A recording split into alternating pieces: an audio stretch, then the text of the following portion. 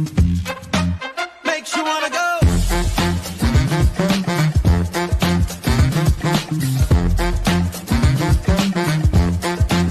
Makes you wanna go.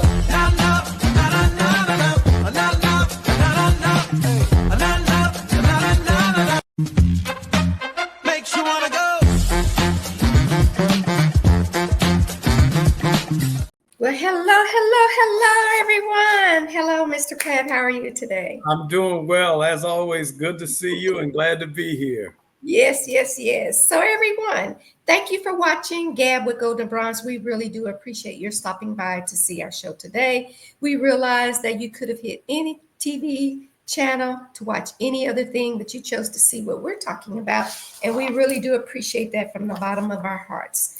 We have sort of a regular with us today because we have such intensive and interesting ongoing conversations that we like to share them with you all. And we have with us today Mr. Eddie Pratt, who is a husband, father, and grandfather. He is a licensed pastor, relationship strategist, and a transformational public speaker. His personal mission is helping people live a next level life. He specializes in helping people establish healthy relationships and themselves and others, the prevention and transformation from unhealthy relationships, conflict resolution, divorce recovery, and premarital and marital counseling. Mr. Eddie is the chief advisor of and the proud father of one son and 6 daughters, as well as the grandfather of 2 grandsons. His master's degree studies in Christian leadership and theology are from Dallas Theological Seminary. Pastor Pratt's undergraduate studies are from the Morehouse College and Strayer University, where he obtained a BS in Business Administration. Pastor Pratt currently serves as one of the pastors at Dallas Life Foundation and has served in the capacity for 5 years. Dallas Life, however, is the largest homeless shelter in northern Texas, with 500 residents comprised of families with men and women. He is the quality control manager and recruiter for Top Notch Way Incorporated in Richardson, Texas, as well as the executive services manager for Inspiring You Counseling Center in Antioch, California.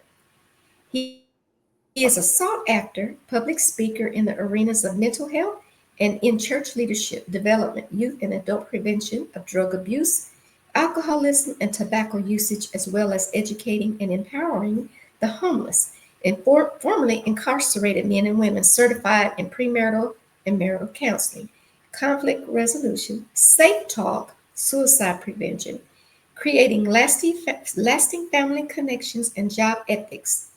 Lastly, Pastor Pratt has served as a facilitator, Fatherhood Advocate in Dallas-Fort Worth area, drug rehab centers and transition facilities to cultivate, transform, and strengthen family connections in the urban community. Before coming to Dallas, Pastor Pratt co-founded a nationwide men's ministry entitled Fishers of Men for Jesus Ministries in Washington, D.C., and held the position of director of the drama ministry at Celebration Church in Columbia, Maryland for 7 years. And we welcome to Gab with Goldn Bronze, Pastor and Mr. Eddie Pratt. Thank you. Thank you so much. Thank you so much. So before we get started here, though, with our topic, which is forgiveness and rebuilding trust, I want to go back to your bio because even though I read it many times, I missed over some things that I just want to ask you about real quickly. Okay. So tell me a little bit. I had another lady on here a few days ago, has a ministry called Keeping Families Connected, which has to do with making sure families are able to go see their families when they're incarcerated. Tell me what your advocacy is as it's related to incarcerated individuals. Okay, so I lead support groups at a place called Homeward Bound. And in doing that, these are people that may have been disconnected from their families as a result of drug usage, their own probation, they are trying their best not to go back to prison. And so part of their rehabilitation and probationary process is attending these support groups. So I come and meet with them, and it's a men and women in the groups, and we talk about the different thought process about what led them to the incarceration. What led them? Was it birthed from anger? Was it birthed from trauma?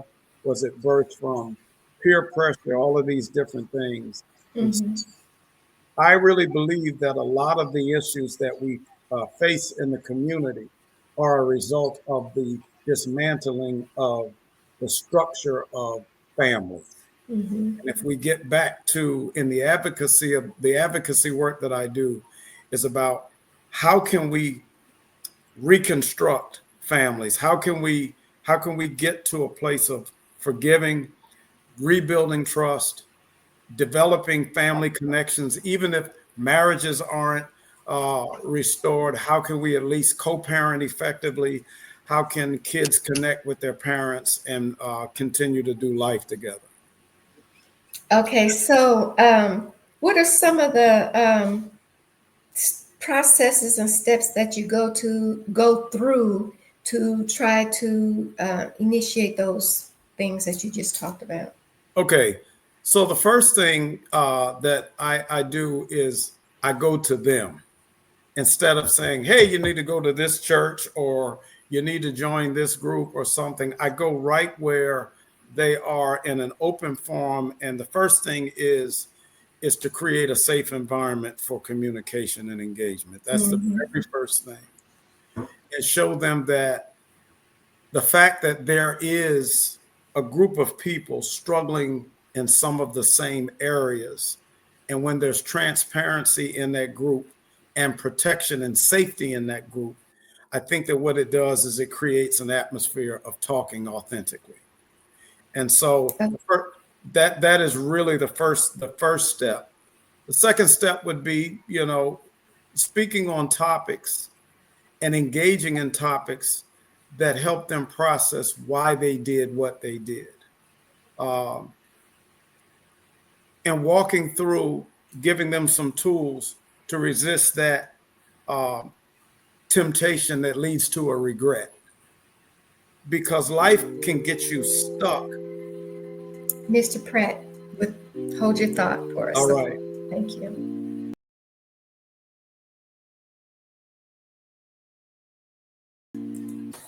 All right. All right. Thank you, Mr. Pratt. I'm sorry I had to interrupt you, but if you'll continue with what you were saying. Okay, so in the process of that, as I said, we create a safe place for engagement. Mm-hmm. And then from there, there's usually some shared information where everybody starts seeing different things that they have in common. And so as we talk about those common challenges and struggles, then developing the tools of how do we move past not repeating the same behavior with some new tools, Okay, new cool. processes. So, Mr. Pratt, where do you find these individuals? Because you say you go to them. Yes. So usually they are from the courts. I am connected with people in the city or organizations in the city that part of their probation is about they have to be a part of a support group. And Mm-hmm. so from the contacts that I have in the community, I go and attend or I go facilitate those support groups. Oh, And from that's that, yes. And so from that, that's how I connect with them. okay. That's awesome. Thank you for sharing that. So, Mr. Mhm. Pratt, when you were with us a few weeks ago, we talked about relationships and stuff, and we just really had 1,000 questions for you at that time. And then we agreed to come back and talk about forgiveness and rebuilding trust. So that was a topic that you wanted to expound on. So let's get into it. All right. What would you like? How would you like to start that off? Well, I want to start by saying where I think people get lost in forgiveness is the thought that it frees the person that caused the offense. Forgiveness actually frees you, not that person. That's Mm-hmm. really where I want to start with this, is because I hear people say all of the time that, I'm working on forgiving this person. I'm working on, and forgiveness, I think where people get lost in the area or the topic of forgiveness is that they think that forgiveness is a feeling, and forgiveness is actually a decision. Okay. When That you is, make the decision to forgive, the feelings eventually catch up to the decision of forgiveness. well, sometimes people will say, I'll forgive you, but I won't forget it. So that means that, are those just words? Because if you forgive somebody, you have to let it go and move beyond. But they Mhm. may verbally say, I forgive you, but there's still this wall where you never get beyond whatever the incident was that Yes. caused them to feel like that you needed their forgiveness. Okay. So let me address that. That's a very good point what you Mhm. made. Forgiveness is not the same thing that, let me say it this way. Forgiveness and reconciliation, those are two separate buckets. Those are Mhm. two separate buckets. Just because you forgive somebody does not mean that you will necessarily reconcile with that person. What forgiveness does is it frees you from the bitterness, the anger, the trauma of it. You may have a process of healing to go through after you make the decision to forgive. But when you go through that, it doesn't necessarily mean because I forgive you that we can continue back on like we used to be. Mhm. I think that the wording is important when people say, I might forgive, but I won't forget. I think it's Mhm. better to maybe even word it different, like, I forgive you, but I can never reconcile our relationship. Hear the So difference? when if a person forgives you or you forgive someone, because I'm guilty, I'll forgive someone and never want to be bothered with them again. If they hurt me deeply, Yeah. it's just like, okay, you go your way, I go mine, and we can cohabitate in this world Hmm. together, right? Explain to us the difference now. You just did forgiveness Hmm. and reconciliation and trusting. Because if you forgive somebody, doesn't necessarily mean that you trust them. That is correct. That is absolutely correct. So watch this. Okay. Forgiveness is a decision that only needs to be made by one person. Mm-hmm. Reconciliation is a process with two people or two or more people involved in the offense. Mm-hmm. But forgiveness only has to be done with one person. And I want to walk through this real careful Thank because you. this is where I think people get lost again in forgiveness. If someone has hurt you and you've decided that you're going to forgive them, Mm-hmm. and you go to that person and say, hey, listen, I forgive you for what you did. But if that person feels like they did nothing to you, they may say, I didn't do nothing to you. What do you mean? If Mm-hmm. anything, you need to ask me for my forgiveness. And now you're torn down even more Yeah. because you approach them to say, I forgive you for what you did. But the person that doesn't take responsibility for the offense doesn't feel that they owe you an apology, and they Mm-hmm. feel that they don't owe you uh, a response to you saying you forgave them. Mm-hmm. So therefore, it may keep, and I think that it does keep people stuck in an area of, I went to them with the right heart and the right intentions to say I forgave them for what they did. Mm-hmm. The person that takes responsibility for their offense, the way we would love it to be in a perfect world is that they would recognize what they did wrong, come to you, ask you for an apology, ask you to would Forgive them. apologize and ask you to forgive them for what they've done. Mm-hmm. When that does not happen, it needs to be a singular decision that you have in your mind, in your heart, that I'm going to forgive this person for what they did, and just go through your process of healing from that forgiveness. Whether you interact with that person or not, or let them know that you've forgiven them or not, is on you. But I think that the most important thing to keep in mind is that the forgiveness frees you to go on about your life without that person holding you in bondage because of those feelings of being angry. And I think that when we lose the anger and the bitterness that forgiveness brings, it gives us the opportunity and our hearts begin to mend to trust again.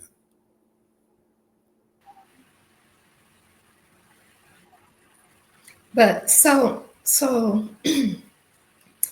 you can forgive them even if they're not accountable for their actions. Yes. You don't have to reconcile with them, excuse No, me, because they're not being accountable. that's correct. How can you trust them? And this is something I want you to elaborate on in Okay. just a few minutes, All right. please.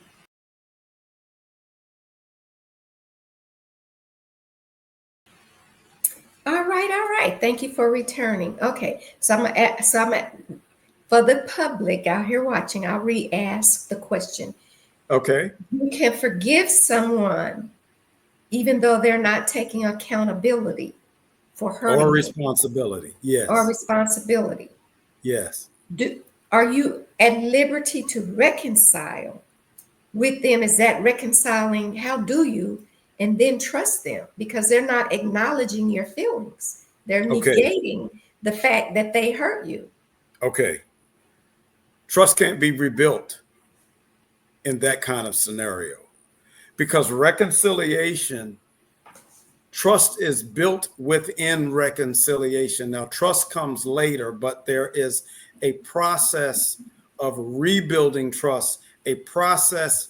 The very first thing in reconciliation is confessing that and taking responsibility for the offense.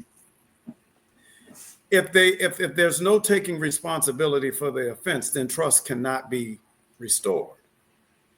Because if that person is still walking around with the mindset, I never did anything to you, or what I did to you, you deserved it, or whatever the case may be.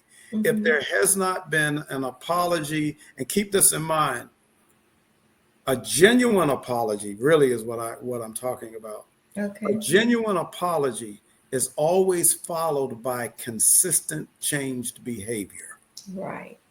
So, consistent changed behavior is what begins to rebuild trust. You don't just hand the trust back to the person after you've been betrayed or hurt. Right. If you make the decision, and remember, both things are a decision first, the feelings come later. Where we get confused with forgiveness and reconciliation, we have feelings in front of the decision. And Mhm. that's why people get stuck in unforgiveness and get stuck in, I'll never reconcile. So, how do you reconcile with someone that you have forgiven, but they have not taken the responsibility or accountability for even just hurting your feelings, maybe? Okay. I think that in the case of where a person has not taken responsibility, I don't think that you can, well, here, you can't reconcile to the point of a healthy relationship. There, you can reconcile yourself with a self-protective relationship with this person. In other words, it's got some boundaries set. Okay. You won't go as far, you won't invest emotionally as far as you did. The relationship will change, in other words, because if the person is not taking responsibility for the offense, it means they're not valuing you in what you're saying. Right. Listen, this hurt me. This is how it affected me. This continues to bother me. I was Mhm. traumatized by it. And they're just kind of blowing it off like it's nothing. The relationship is different now. Or Yeah. there may be no relationship. The whole dynamic changes at The that whole point. dynamic changes. And sometimes the dynamic is gone. Yeah. Because in rebuilding trust, the person that feels offended needs to be acknowledged, their offense needs to be acknowledged.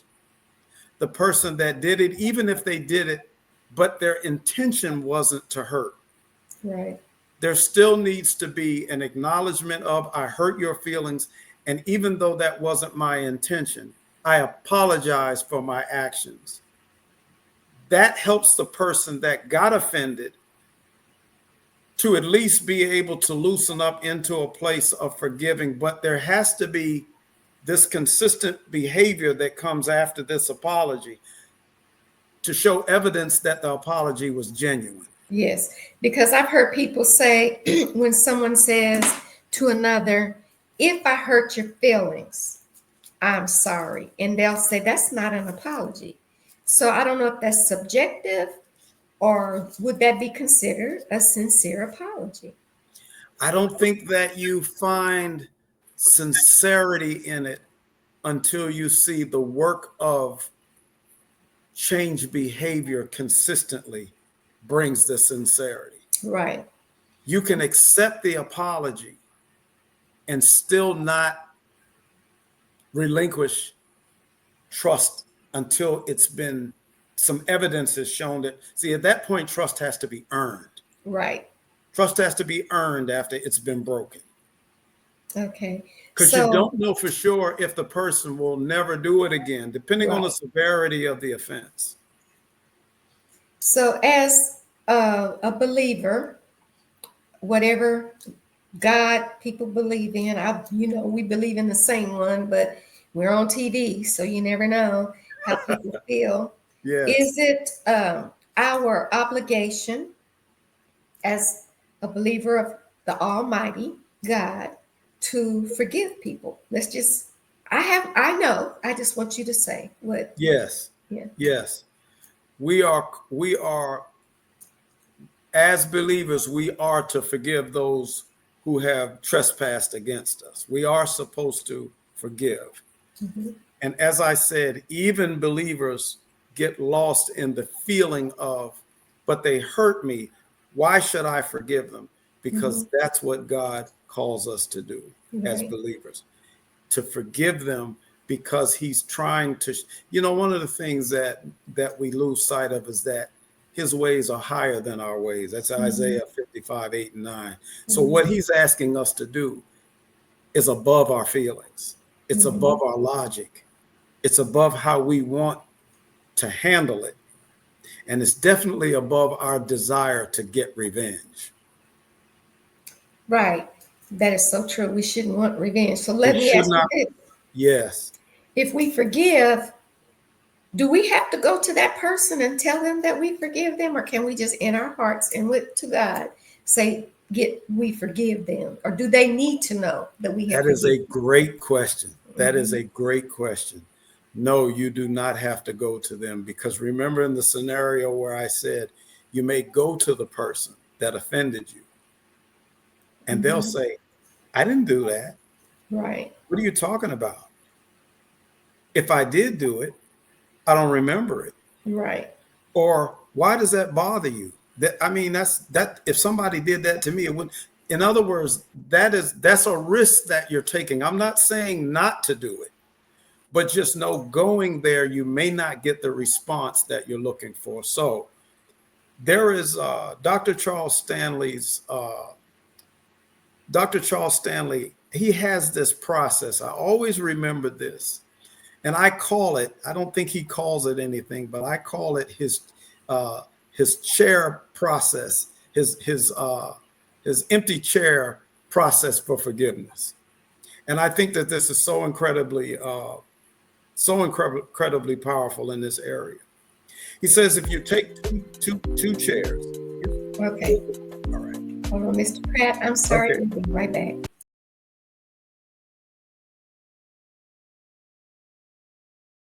All right. Thank you, everyone, for returning. So, Mr. Pratt, do you remember where you left off at? Yes, I was talking about Dr. Charles Stanley's two-chair method of forgiveness. Okay. That's what I call it. He doesn't call it, but that's what I call it. He said, take two chairs, keep one of them empty, and let the chairs face each other. You sit in one chair and have the empty chair facing you. Speak to that chair as if the person that offended you is sitting in that empty chair. Pour your heart out. I don't like what you did. When you said this, it really bothered me. And literally, and I've walked with people through this process, sat with them. Sometimes it was 10 minutes. Sometimes it's been an hour. And they pour out And sometimes this is a very tearful event, as I said, depending on the severity of the offense. And you talk about everything that hurt. I hurt when you did this. It hurt me when you said this, and go all the way through it. Then when you get to the point of pouring all of that out, but I forgive you. And I'm surrendering my anger and my bitterness over to God, and I'm surrendering you over to God. And from this point, when I get out of this chair, I no longer hold you in a place of unforgiveness. When you walk away from that empty chair, you have left unforgiveness in that space. Now, will you feel that? I've had some people that have felt it immediately. Dr. Charles Stanley has said that there have been some people, and most people get up from that chair and don't necessarily feel forgiveness like it's some magical miracle that just automatically happens. The decision was made, and then the feeling catches up later. Watch this. Let me give you another example. Maybe you can, you know, have you ever been in a relationship with someone and you just felt like this is really bad for me, and you break it off? Yes. Okay. Right. When you break that relationship off, usually you still have feelings for that person. You just got to the point where you could not tolerate that behavior anymore. Right. So you break, you end the relationship, but your feelings are still there for that person. Forgiveness is the same way. You forgive the person, but you still don't feel forgiveness. But the decision to break up with the person usually leads to your healing. And you may run into that person a year or two later, and you get shocked when you see them, when you had all of this anger before. This is the beautiful and the grace of what God can do in a person. When you come and you run into that person, and you're expecting, because you're wondering, what is it going to be like if I ever see this person again? And you run into them and you, hey, how you doing? How you been? And you're shocked that you don't have this anger anymore. Right. Something about that decision took care of the bitterness. Okay, good. Whereas when you have the feeling keeps you stuck. Keep it like this. Let's go back to the relationship. If it took you a long time to break up with a person, it's because your feelings were keeping you in a bad situation. Right. The decision got you to a safe place and eventually healed you to be able to move on with your life. And you never had to reconcile with that person ever again, but you made a decision to free yourself from an unhealthy situation so that your life could continue. Okay, so I was going through the steps from forgiveness to reconciliation. So let's talk about building trust. If you reconcile within yourself that this person is just, we don't vibe, our chemistry is too different, whether it be a friend, a family member, or a relationship, whatever the scenario. So you have forgiven them. You've decided whether to or not to reconcile. How do you get to the next step of building trust within that person again? Or do you have to? You don't have to. Okay. Because I think that the only way that you build trust with the person is that the process of reconciliation has to happen. And here's the thing: how do we build trust? And remember what I said. I may have said this before. The hardest job in the world is rebuilding trust, because it is emotionally and physically taxing at the same time. Right. And at the end of it, you may do everything right, and the person still may say, you know what, I just can't trust you. Right. The offense was just too severe for me to trust you again. Or happens too many times. It just happens too many times. Somebody's done something, I forgive them, I reconcile, and I try to trust them, and then they do it again. And it happens 2 or 3 times, and I get to a point where, you know what? I love you, I care about you, I this or that. I just can't trust you. Right. Is that a normal emotion? Yeah, absolutely. Absolutely. Okay. And that's why I said forgiveness does not, that's why forgiveness and reconciliation are two different buckets. Mm-hmm. Now, watch this, because this is another thing that gets lost in reconciliation. Mm-hmm. Reconciliation is impossible without forgiveness, Right. I could see that. because you may reconcile in words, but if every time you're reminded of that offense and that person that got offended keeps bringing it up over and over again, it means you have not forgiven, which means the reconciliation is not intact. You may have decided, okay, we're going to stay together, but you haven't forgiven. But my scenario was that they keep doing Yes. the same thing that you have forgiven them for over and over and over. Mm-hmm. How do you move to rebuilding trust? I don't think that you can in that situation, because when a person keeps doing, watch this, you just literally gave the definition of abuse. Yes. I know where I was going with it. I'm just trying to Yeah, get, yeah. yeah. See, I told you that this bothers me. I Mm-hmm. told you how this affects me. Mm-hmm.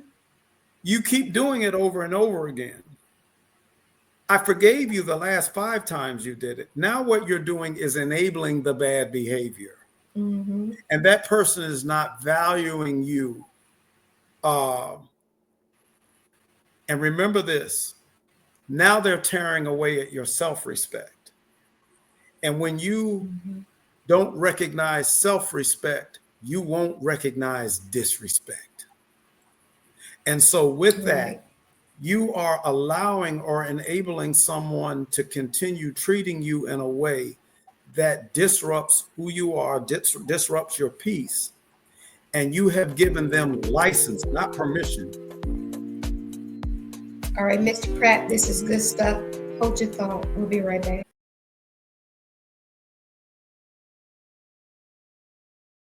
All right, Mr. Pratt, continue, please. Thank you, everybody.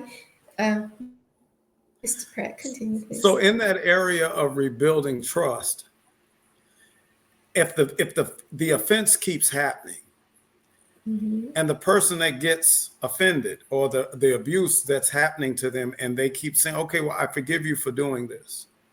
And then everything goes back to, okay, we're going out to dinner tonight and we're going to, do this.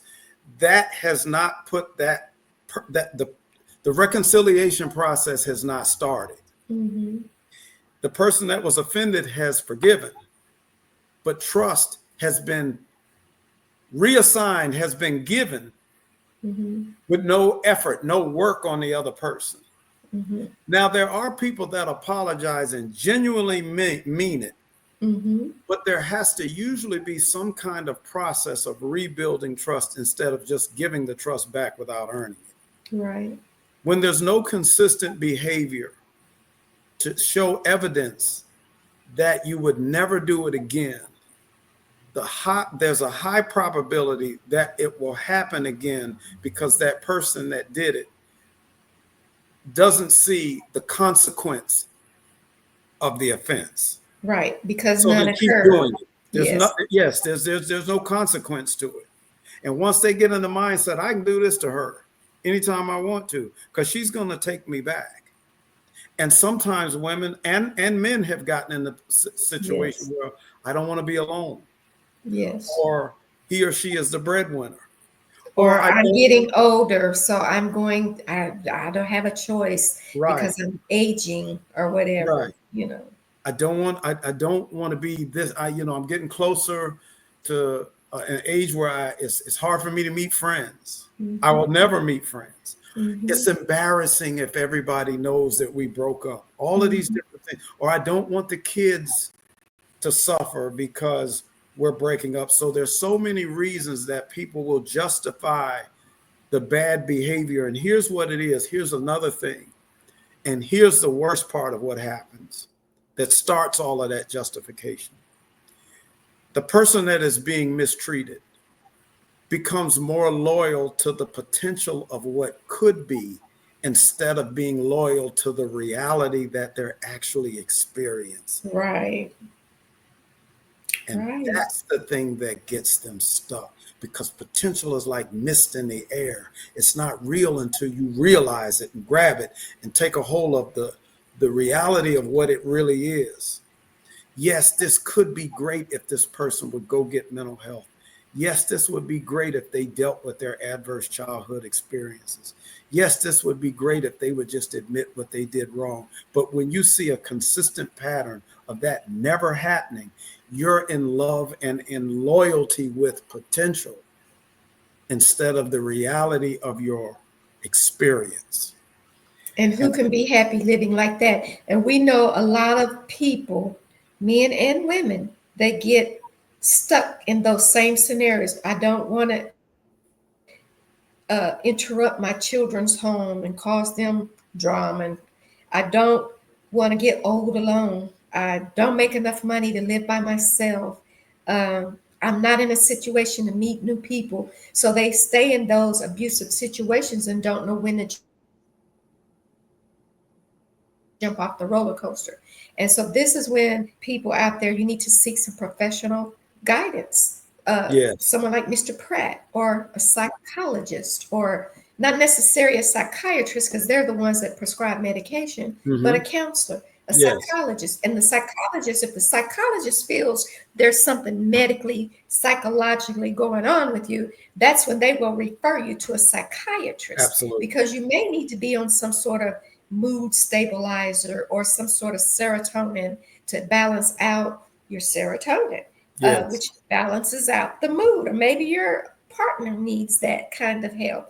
Maybe Hmm. it's not you, maybe it's them that needs to get on the medication to level their moods out so that they're, that way towards you. And, I'm not the expert, I'm a nurse, but I'm not the mental health expert, but Mr. Pratt is. And so that's why he so eloquently tied the dots together for you Hmm. so that you know that forgiveness is required by God.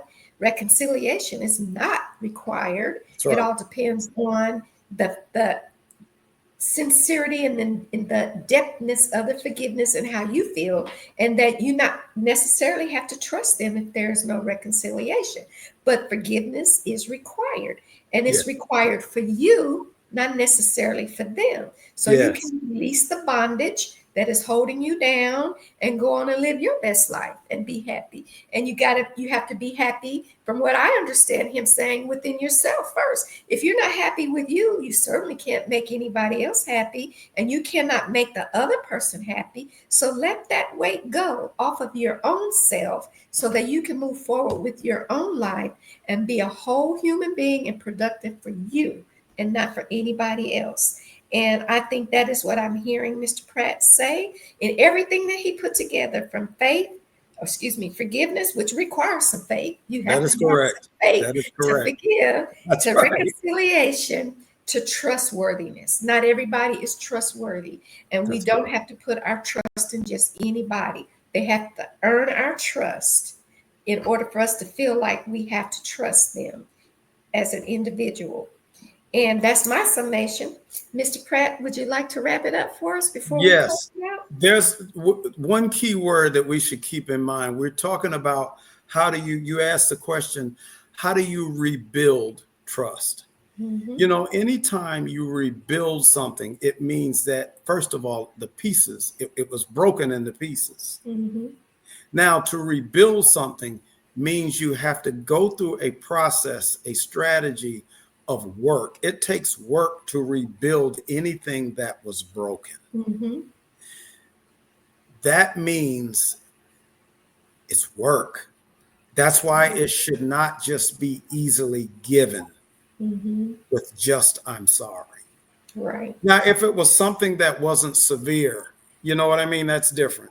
Hey, I Right. apologize, but I'm talking about something that cuts somebody at the core, that it brings you to the place of, I don't know if I can deal with you anymore. Right. That requires work to rebuild. And the person that initiated the offense, that did it, needs to sign on to do the work to help that person through healing from the trauma that they experienced. And here's another thing to keep in mind, and I'll close with this. If the person that hurt you never has any empathy for your pain, it may not be the right person for you. Because if they have if they're so detached that they can't even empathize or have compassion for the pain that they inflicted, even if it wasn't intentional, there has to be some feeling of remorse that I hurt you, I didn't mean to hurt you, and I will do whatever it takes to rebuild us to a new normal and not the old normal, because we can't go back to exactly what we had before. But how can we rebuild to a place with this experience to make us close again? But that person has to feel some kind of remorse for reconciliation to authentically happen. Thank you, Mr. Pratt. I really do appreciate it. And every time you come on our show, I learn something from you. And so you just cannot imagine, you're a wealth of knowledge when it comes to all of the things, faith, religion, relationships, all of that. And your information that you give to our audience, I know helps more than one person. So I do appreciate it. Probably helps hundreds of thousands of people. And I do appreciate it. I'm going to close my honor to be here. Thank you. You're so welcome. I'm going to talk to you afterwards, but I want to thank everyone for listening to Gab with Gold and Bronze. My co-host is absent today, so I'm happy to close it out. So forgive me if I forget some stuff. But you can hear us on Village Global Network Radio every Saturday. Now we have expanded to weekly. So we're every Saturday at 12 noon Eastern Standard Time. So that is 11 a.m. Central Standard Time on the Village Global Network app. You can download that app off of your Google Play Store or your Apple Store so that you can listen to Gab with Gold and Bronze on there. We are also here on the DuPont Network every day, Monday through Friday at 1 p.m. Eastern Time. And so we appreciate you doing that. We sponsor Golden Swan Cadre, which is a 501c3 nonprofit organization that advocates against domestic violence towards women. But not only that, we do some other things too. We advocate for women's health issues, and that includes general women's health, maternity health, mental health, self-care, and mindfulness. And we have those initiatives. We do programs throughout the year for those initiatives. Some are fundraisers and some are just to educate and motivate and influence the general population. So we ask you to tune in for that. We got a lot of good things coming up in 2025. If you would like to sponsor us or donate, we'll take anything from $1 on up. $1 adds up. So that's why I say $1, everybody. It's not that that's enough for us, but enough dollars will add up. So you can do that by going to Instagram at __GoldenswanCadre.com. You can also do that from our website in Chime, which is $Golden Swan Cadre with all the capital letters at the beginning of each word. And we thank you for tuning in. Come back and see us tomorrow. Thank you very much and have a great day. Thank you, Mr. Pratt. Appreciate you as well. You're welcome.